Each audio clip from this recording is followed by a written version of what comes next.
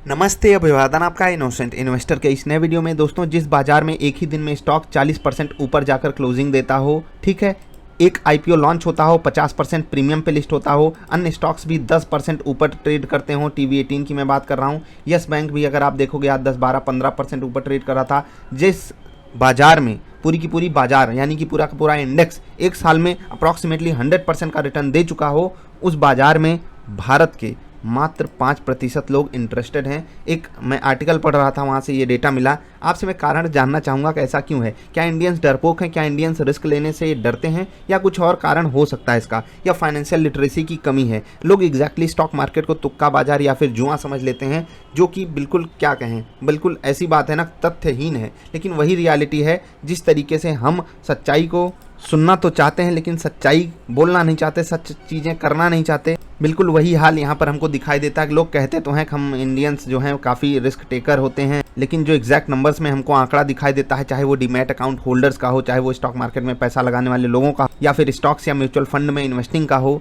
लोग प्रेफर क्या कर रहे हैं? 95% लोग क्या प्रेफर कर रहे हैं? हे भगवान, मतलब ये चीज़ सच में ऐसी है ना कि दिल दुख जाए, दिल टूट जाए।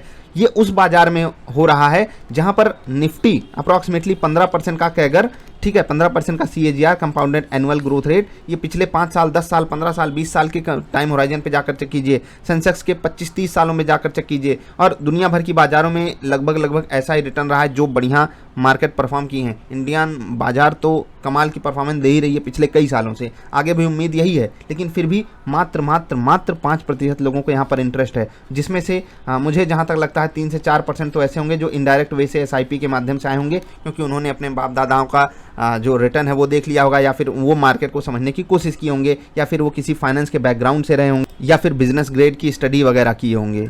बाकी 95% लोगों का क्या कहें, अब ये लोग दिल तोड़ रहे हैं हमारा। आप लोगों की जिम्मेदारी है, इनको थोड़ा सा सुधारिए। खुद उनको बताइए, जब आप खुद का बिजनेस नहीं कर सकते हो तो कम से कम दूसरों के बिजनेस में तो पैसा लगाओ। मैं ये नहीं कह रहा हूँ कि आप उनको आज ही बुला लो या अभी बुलवा लो।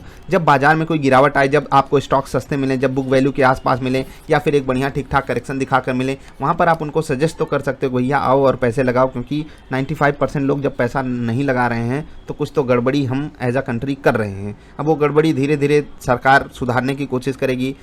बहुत से डिस्काउंट ब्रोकर्स आए हैं, काफ़ी बेहतरीन काम भी वो कर रहे हैं, काफ़ी मतलब सपोर्ट दिया है ज़रोधा और अब स्टॉक्स वगैरह ने। अदरवाइज ये इंडस्ट्री ऐसी थी कि यहाँ पर लगता था कि ये middle class, lower middle class family के लिए तो बिल्कुल है ही नहीं। जिम्मेदारी तो दोस्त आपकी भी है, आप फाइनेंशियल लिटरेसी को ज़रूर बढ़ावा दीजिए। बाकी आपसे सवाल यही है कि आपको क्या लगता है कि मतलब इसका कारण क्या है। कमेंट तो कोई करोगे नहीं, लेकिन जो 2-4 लोग करोगे मैं पढ़ना जरूर चाहूँगा। क्या लैक कर रहा है इंडिया एज अ कंट्री, जहाँ पर लोग 95% लोग FD चूज़ कर रहे हैं। अब सोचिए कि जो FD आपको साल भर में 6% का रिटर्न दे रही है, आज मैंने स्टॉक्स बताए ना, मतलब एक दिन में 40% स्टॉक यहाँ भागते हैं। 10%, 5% और 20% के अपर सर्किट मानने वाले स्टॉक तो बहुत से हैं, मतलब इतने हैं कि आप उंगलियों पे नहीं गिन सकते, हाथ पैर दोनों की या पूरी फैमिली की उंगलियों पे नहीं गिन सकते। इतने स्टॉक्स ने आज अपर सर्किट मारा है। उसके बाद ये हाल है। आपको क्या लगता है? मुझे ये लगता है कि इंडियंस अपना पैसा मतलब डेके होने पर, जैसे उनका पैसा कम हो जाए, मतलब ज़रा सा भी कम हो जाए, उनको काफ़ी तकलीफ होती है। वो सब्जी वाले से भी 2 रुपये छुड़वा ही लेते हैं, बस किसी तरीके से उनका फ़ायदा हो जाए। 2 रुपये का